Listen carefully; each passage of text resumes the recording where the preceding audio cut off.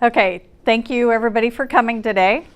This is going to be our first enrollment meeting, and we are videotaping everything so that we can push it out to the employees at a much easier pace than traveling all around trying to get in front of everybody.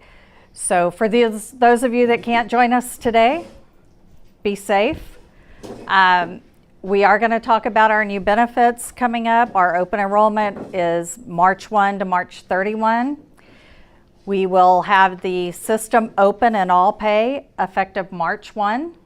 So you will be able to go in and go through the setup step by step like we've done every year.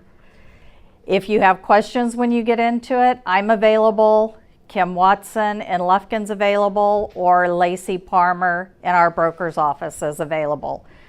So once we go through these benefits, then we're going to turn it over to our 401k rep, and he's going to talk about the 401k participation and how you can sign up on that. So to get us started, we're going to have Jeff Summers, who most of you will remember, has been with us for 5-6 years now, and he's going to go over all of our new benefits and everything that we have coming up. So we're going to go over the benefits guide today. This is actually everything that I talk about. It's going to go into effect on April 1st and it'll run through March 31st. And as Jenny said, the actual time to go on to my pay will be starting on March the 1st. Okay, so until April 1st, keep doing the same plan that you're using now. Nothing's going to change until April 1st. There's actually not a lot of changes this year. Blue Cross Blue Shield still going to be the medical provider and dental provider. Lincoln Financial is still going to be on the ancillary side with all the the life, the vision, accident, things like that. So I'm going to go over this guide.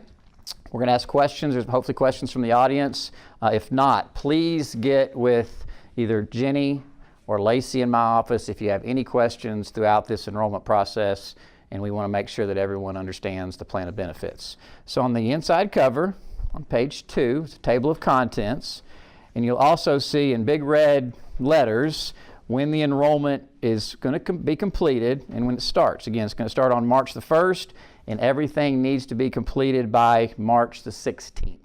So everyone has to go into MyPay, make their selections. You can't just assume that it's going to all roll over, because it won't. You do have to make your new elections for this upcoming year. Okay?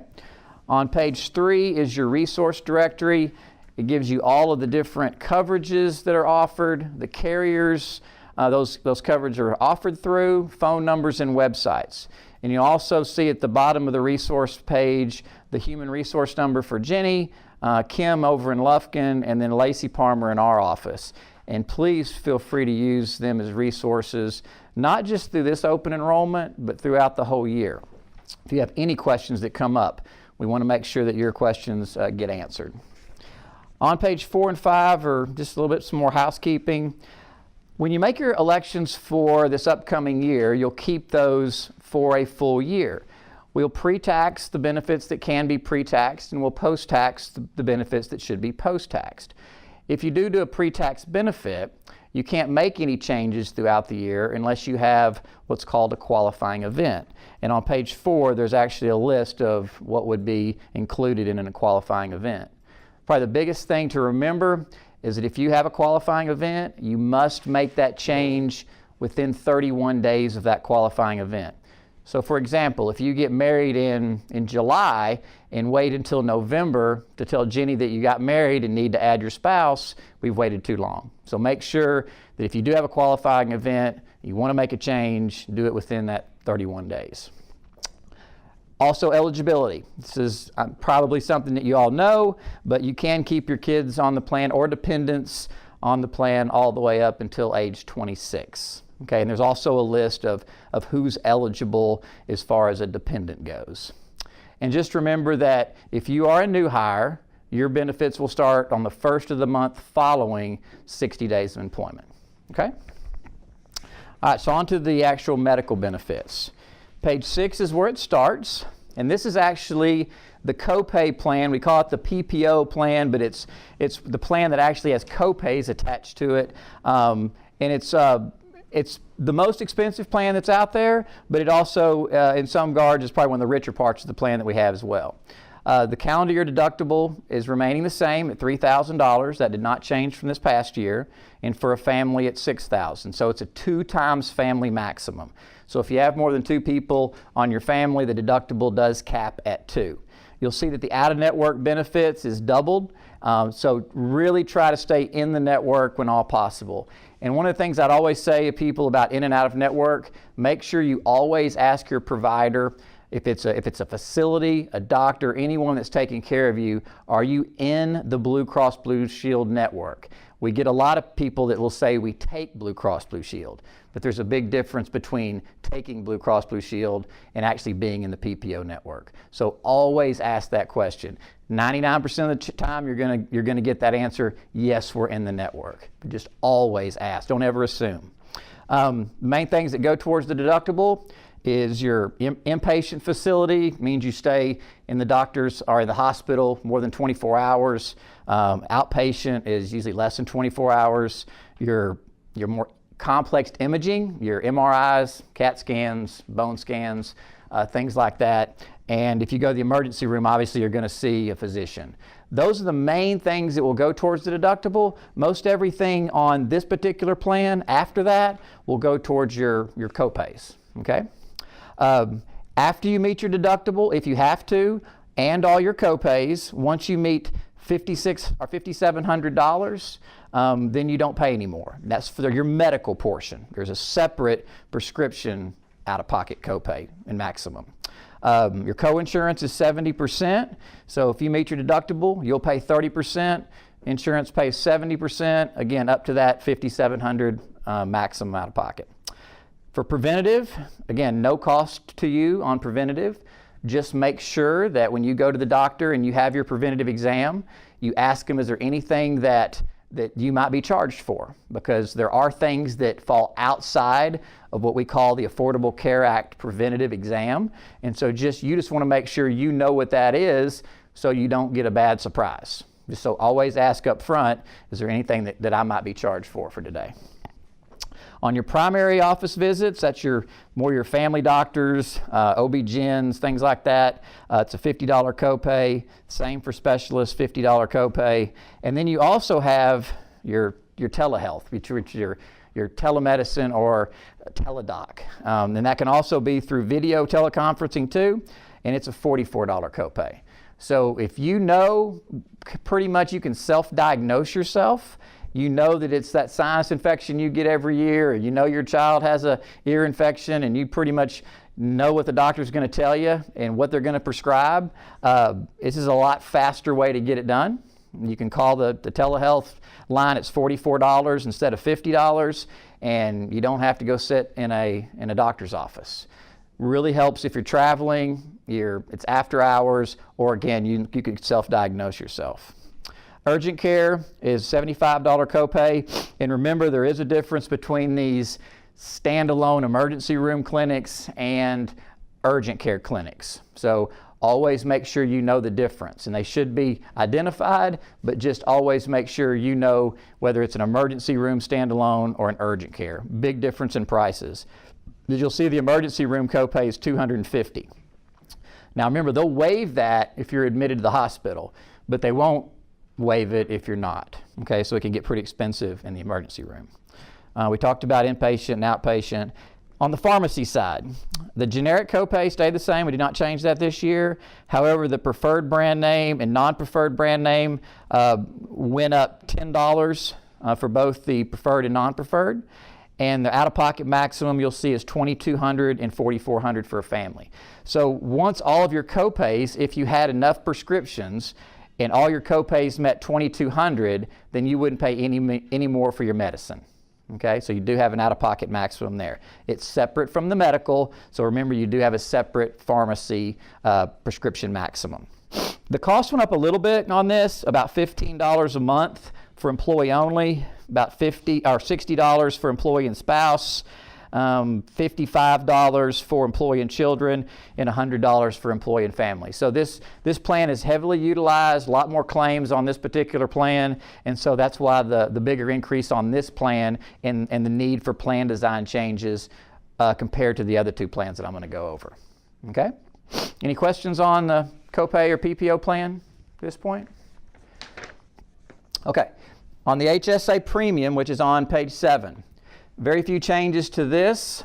It's still a $3,000 deductible. However, the out-of-pocket maximum is now $6,000. Last year it was $5,000, and then on the family it's $12,000 versus $10,000 for it was last year. Everything else is exactly the same. Remember how this works. Everything goes towards your deductible. There's not copays. So your medical, your doctor visits, your prescriptions, anything you go, if you go to the urgent care center, any place you go, everything is going to go towards your deductible. Once you meet that deductible, then you're going to pay 10% of the charges up to that out-of-pocket maximum of $6,000. Okay, so all in, where on the copay PPO plan, you actually have $5,700 for the medical and $2,200 for prescriptions. Add the two together, that's your overall worst case scenario. On this particular plan, including your prescriptions and your medical, it's $6,000 for an individual and $12,000 for a family. You also have the no charge for preventative on this plan, so it's exactly the same as your copay plan. And you also have the telehealth.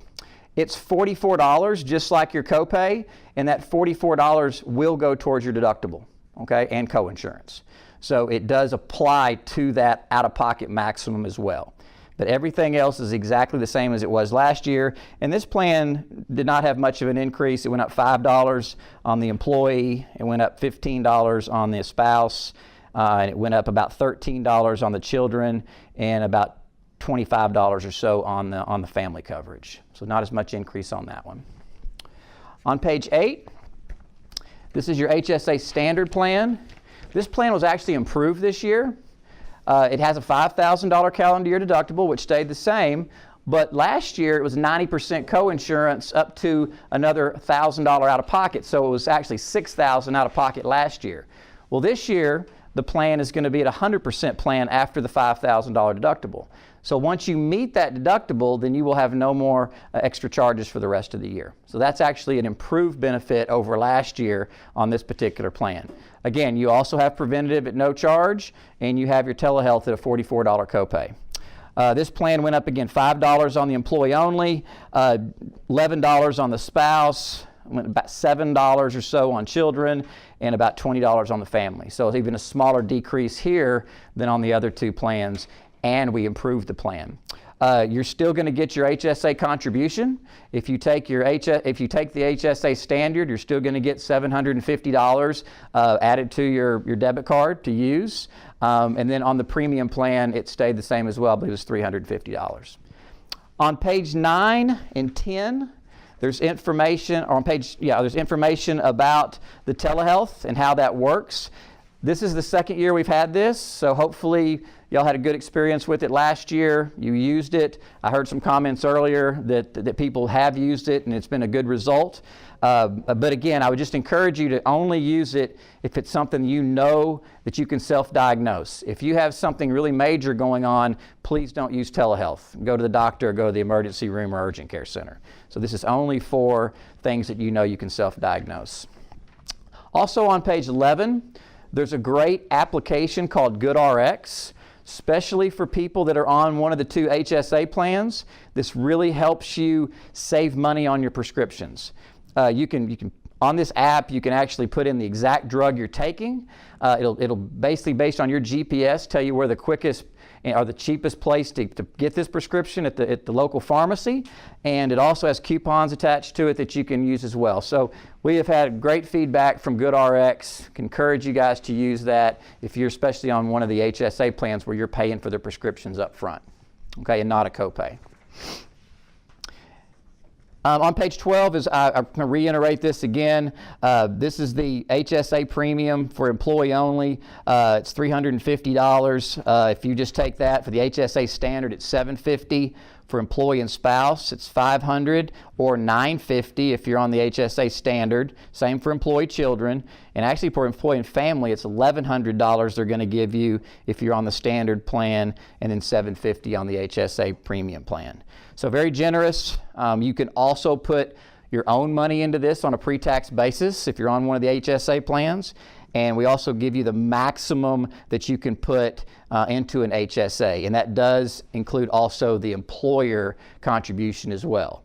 So it allows you to put money in on a pre-tax basis and pay for your medical or your prescriptions or whatever comes up throughout the year on a pre-tax basis if you'd like to. This does not have a use it or lose it provision, so if you put money into it, it's yours to use. It just has to you just have to make sure it's an HSA qualified expense in order to use the card. Okay? All right, on dental insurance, there was no changes to this plan this year. There's 2 plan offerings, a standard plan and a premium plan. The biggest difference is on the standard plan, you have a $1,000 maximum per person per year. It's on a calendar year basis. And on the premium, it's $2,000. And then you also have orthodontic benefits on the premium plan as well, where you do not on the standard. The rates stayed exactly the same. Remember that it is a network plan, but there's very few dentists that participate in the networks unless you live in a metropolitan area. Like if you lived in San Antonio, you might be able to find a dentist in the network, but anywhere just about rural, it's going to be very difficult. So what they do is they pay on the 90th percentile of reasonable and customary. So that means they pay based on what 9 out of every 10 dentists charge. So if you're within that 1 in 9, you'll never get a balanced bill. But if you're in that 10%, where that one doctor out of 10 charges more than the other 9, you might get a balanced bill. So if you go in for your preventative, which is free every year, 2 a year, and all of a sudden you get a $2 to $3, $5, $6 bill, you'll know that that dentist was a little bit higher than what 9 out of every 10 dentists charge. But you don't have to worry about trying to find a network. If you do find a network, they'll never balance bill you. And so that's one thing that always ask your dentist, are you in the network for Blue Cross Blue Shield or not? Okay? And so that's important to know, just because you want to know if you could have a possibility of being balance billed or not. Again, the premium stayed exactly the same, no changes there. On page 14 is your vision coverages. Same goes here. No changes to the plan, no rate increases. Remember that if you stay in network, and it's very important to stay in the network, you get a $10 copay for your exam.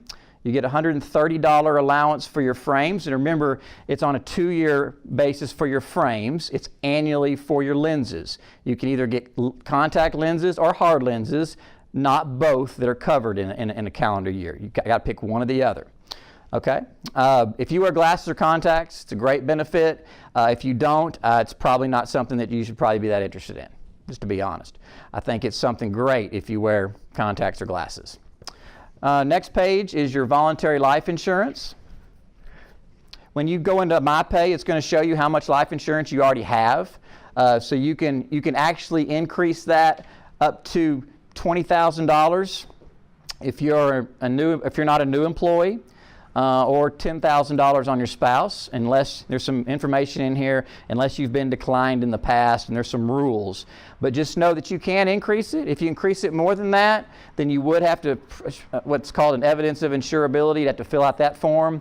But other than that, you wouldn't have to.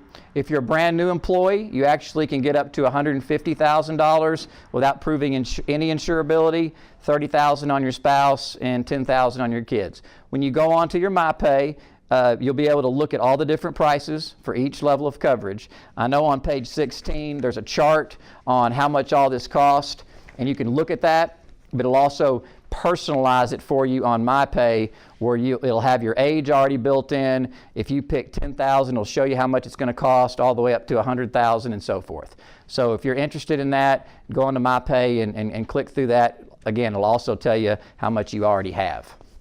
Remember, this also has accidental death and dismemberment attached to it. So if you have $100,000 on yourself and something happened to you in an accident, it would pay double for you. Okay, so that's already built into the plan. You also can choose just standalone accidental death and dismemberment, and that's on page 17. There's no health questions to this because it has to be an accident for it to pay. And so you can look on again your MyPay, see if you've already elected that coverage. If you haven't and you're interested, just go in and you can click on the amounts and it'll show you how much you're eligible for and how much the prices are. But again, a very nice benefit, especially for young people. You can get a lot of accidental death and dismemberment for a very low premium, okay? On page 18, I believe, again, there's a chart on how much it costs. But again, I would use your MyPay and it personalizes it for you. You also have an option to participate in voluntary disability. It's short-term disability. And the way this plan works, on the 8th day for either accidents or illnesses, it starts paying, pays up to 12 weeks. It pays 60% of your salary up to $1,000 a week. It's pretty simple. There's also a disability cost chart in the guide, but again, your salary is going to be in MyPay. It'll show you exactly how much you're eligible for and how much it costs if you want to elect that. And it's already chosen for you if you took it this past year or not. So you'll just re-enroll in it if you want to do it again. Okay? On page 21 is an accident coverage. I promise I won't go through every one of these. You guys can look through this guide and see how it pays. But it does pay based on what type of accident that you actually have, okay? So it has a life insurance benefit, obviously a fracture if you're hurt, if you have to go to the hospital, a hospital admission benefit, just a lot of different things if you're involved in an accident. But remember, it's only for accidents only, not for any other issues, okay? And you can see the payroll deductions on that. And that did not change, that stayed exactly the same as it did from last year. And then on page 22 and page 23, the last two, again, just reminders of when this is due, and also some phone numbers, email addresses, again, phone numbers for either our office or Jenny's office, and just make sure that anytime throughout the year, guys, that if you have a question on a claim, you have a question on coverage, to please get with HR. HR will contact our office if they don't know the answer right away, because we want to make this as easy for you guys as possible. We don't want it to be a headache. We want it to be a nice benefit for you. Okay? There's also one other thing. If you do want to go on and add more money to your health savings account, remember that the company, if you're on an HSA, already does this for you, but this is just if you want to add to it.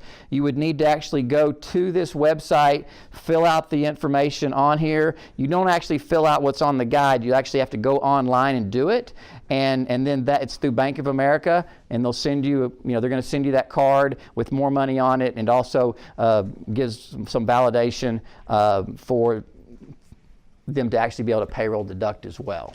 So, any questions for the crowd at this point? Just to reiterate, Jeff, on the HSA card, we can contribute more than what the company does. Yes. And it's tax deferred. We don't, well, it's actually tax free if it's Tax-free. used for a qualified HSA. Yes, sir. type deal. And then I think it's important for everybody to know that money is your money. It Right. stays in there. Even if you were to depart company with Coastal Plains Trucking, you take that card and that account and the full balance goes with you. That's correct. I'll reiterate that. So What Scott's saying is that if you add money, the money that Coastal gives you to put on is yours immediately. It's yours to use. If you decide to put money on it, it will be pre-taxed and you'll use it and it's tax-free for you, okay? You don't have a use it or lose it provision. So it'll stay with you until all that money's gone off that card. If you leave the company, you'll still have that to use for maybe the other medical plan that another company might have. Or if next year you decided to get on the copay plan, you would still have money on that card to use for qualified medical, dental, and vision. So also, it's not just for medical, you can use it for extra dental expenses or vision expenses as well. Okay? Any other questions? Okay, well, thank you very much for listening. And at this time, we're going to turn it over to Josh with 401k Company, okay? Hello, I'm Josh Zaleski. I work with RBC Wealth Management. Me and my team run the 401k plan here at Coastal Plains and Winco Trucking. We've ran it for about the last 5 years. The retirement plan that we have here is a 401k plan discretionary matching. To be eligible for the plan, you must be 18 years old and have worked here for 6 months of service. I think one thing that people need to understand that's a great benefit they have is eligible only after 6 months, and then if you enter into the program, you're eligible to start participating that next quarter. So unlike a lot of our plans where you have to wait a full year plus wait until open enrollment, you can actually enroll right after 6 months and start participating in the plan. So what is a 401k plan? It's basically going to be where you can save money out of your paycheck pre-tax. That money can go into our investments that we have to offer, grow tax-free until you're 59 years old, and you can actually start taking the money out. Now, you will actually pay taxes on it if you take it out at 59, but you've had years and years for this to grow tax-free and grow. Now, if you take the money out before you're 59, you'll still have to pay the taxes, and Uncle Sam will give you a 10% penalty. So this needs to be a savings account that you'll never want to touch. Now, how much can you put in the plan? You can put up to $19,000 of your paycheck in there, which most people don't do. But what I'd like to suggest to you is to put 3% minimum of your paycheck into the account. Why 3%? Well, that comes into the discretionary matching. Coastal Plains has said in most years, as long as things are going well, they'll match you dollar for dollar the 3% you put in. So to make the math simple, you'll be able to save 6% of your salary by only putting in 3%. The discretionary match is completely discretionary. Like I said, they don't have to do every year, but majority of the years they've done this, and I can expect them to continue to. The money that you put into the account from day one is your money. If you decide separate from service or you retire, that money is yours. Now, the matching part that they put in has a vesting period. That vesting period starts on your second year of service, and it's 20% per year. So up until your 6th year, then you're fully vested. To make math simple, if you left after 3 years, 40% of the money that they put in the plan, you would be able to take with you. The other 60% would stay here, but the money you put into the plan is always your money. I want to be clear about that. Rollovers. If you decide you had an employer prior, had a 401k plan, and you wanted to roll your current balance over to this plan to have it all together, this plan accepts rollovers. You can talk to HR or call us. We can help you with the forms to get the rollover into the account. Let's see here. Distribution and loans. If you leave, you can take a distribution. Like I said earlier, you actually will pay a penalty. The plan allows loans, a minimum of $1,000. Let's say you save $10,000 of your money, you can actually borrow $5,000 of that against yourself and pay yourself back the interest. It's not something we suggest to do, but we put it in the plan because we understand that employees have emergencies sometime, and it's just an added benefit that we wanted to give. How to sign up for this plan? Go to www.ta-retirement.com. It should walk you through the process. One thing that makes my job a lot easier is our HR department. They will help you enroll in this plan. We like to do it online, but they will walk you through the steps, or if you ever have a question, please give us a call. When you enroll in this plan, you're going to end up choosing what we call our investments. We have about 30 or 40 mutual funds. If you are into this stuff and you know that you want growth or you want conservative, you want balance, you have all the choices you want. If you don't like investments, if you don't like to think about the stock market, my suggestion is a target date fund. We have a Morningstar target date funds, and what those are, for example, for me, I'm 40 years old.